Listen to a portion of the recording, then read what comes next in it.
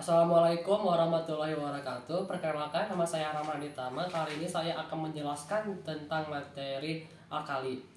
Logam alkali adalah 6 unsur kimia dalam satu golongan bernama grup 1A yang berada pada kolom paling kiri tabel periodik. Unsur-unsurnya ada 6, yaitu termasuk dalam logam alkali, yaitu litium Li, natrium Na, kalium K, rubidium Rb sebelum CS, dan frasium Fr.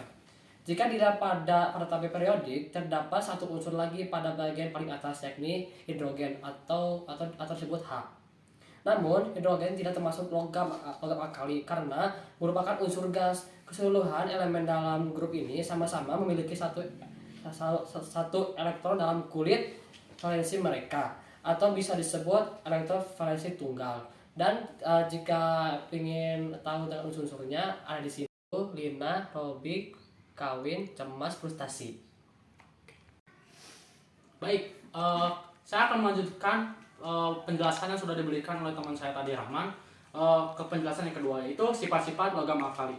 Logam alkali memiliki beberapa sifat yang terbagi menjadi sifat fisik dan juga sifat kimiawi. Yang pertama saya akan jelaskan yaitu sifat kimiawi.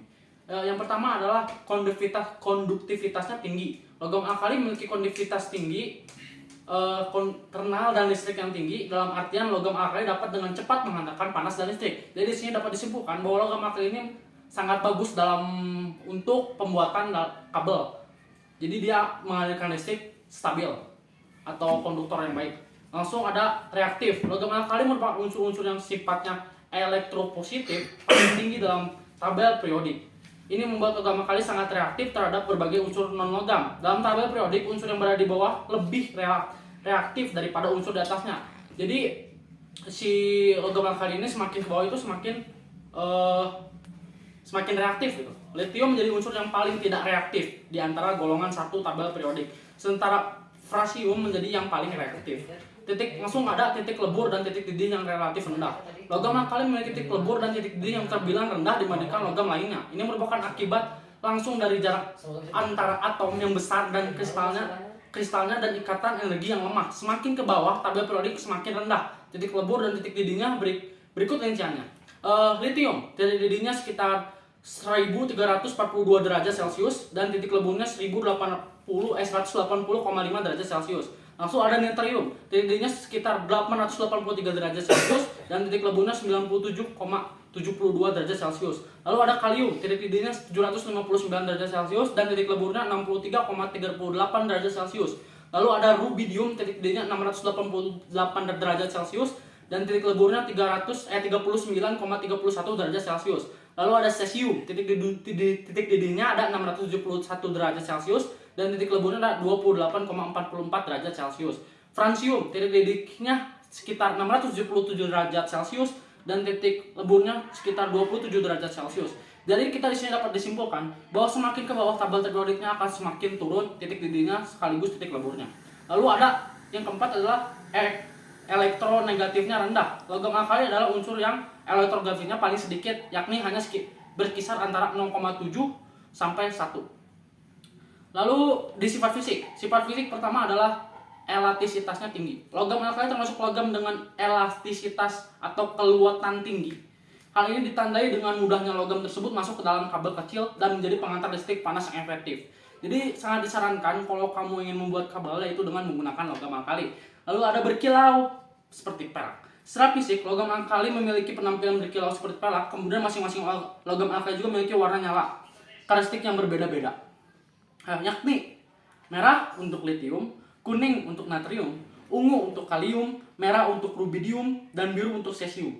Warna-warna ini digunakan sebagai induktor kualitatif dalam metode analisis modern untuk menentukan konsentrasi logam alkali dalam larutan air.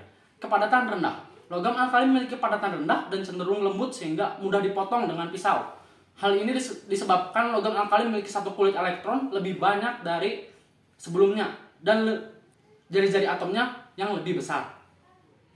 Unsur-unsur logam alkali pun memiliki kepadatan terendah atau massa per volumenya yang rendah di antara unsur-unsur lainnya dalam tabel periodik.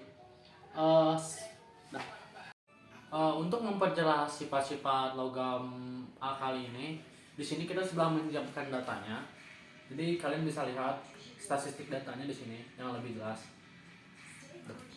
Baik, saya Randy Wirasaputra. Di sini saya akan menjelaskan tentang kelimpahan di alam. Logam alkali yang paling banyak ditemukan adalah natrium. Jumlahnya sebesar 2,8%. Jenis natrium yang paling mudah ditemukan adalah natrium klorida atau yang kita kenal dengan garam atau NaCl.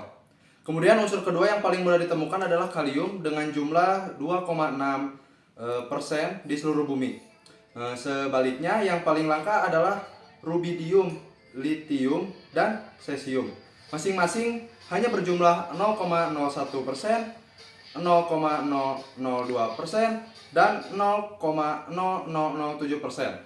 Sedangkan fransium bersifat radioaktif dan hanya ada di dalam waktu yang singkat. Jadi datanya ada di sini. Baik, yang terakhir ada kegunaan logam alkali. Unsur logam alkali kerap digunakan dalam kehidupan sehari-hari. Di antaranya yaitu 1. Litium digunakan sebagai baterai litium ion.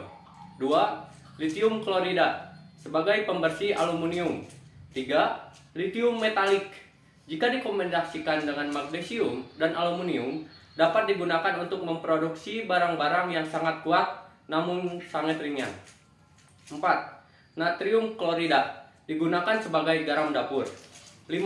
Natrium sebagai fluida perpindahan panas di reaktor nuklir. 6. Logam alkali natrium murni digunakan dalam lampu uap natrium karena menghasilkan cahaya yang lebih efisien dibanding dengan pencahayaan lain, serta menghaluskan permukaan logam lain. 7. Ada kalium digunakan sebagai pupuk karena dapat menutrisi tanaman. 8. Kalium hidroksida digunakan untuk sebagai basa yang sangat kuat untuk mengatur pH berbagai zat. 9. Ada uap logam cesium digunakan sebagai jam atom yang merupakan pengukur waktu paling akurat. Menurut Wikipedia, secara biologis, ion logam alkali juga dapat membantu proses biologis penting seperti transmisi impuls saraf, kontrol saraf sekresi, dan fungsi otot, sintesis protein, dan regenerasi enzimatik metabolisme. Sebelum menutup presentasi ini, kami ada video reaksi alkali dengan pelarutnya yaitu air. Sekian presentasi dari kami, mohon maaf bila ada kesalahan. Wassalamualaikum warahmatullahi wabarakatuh.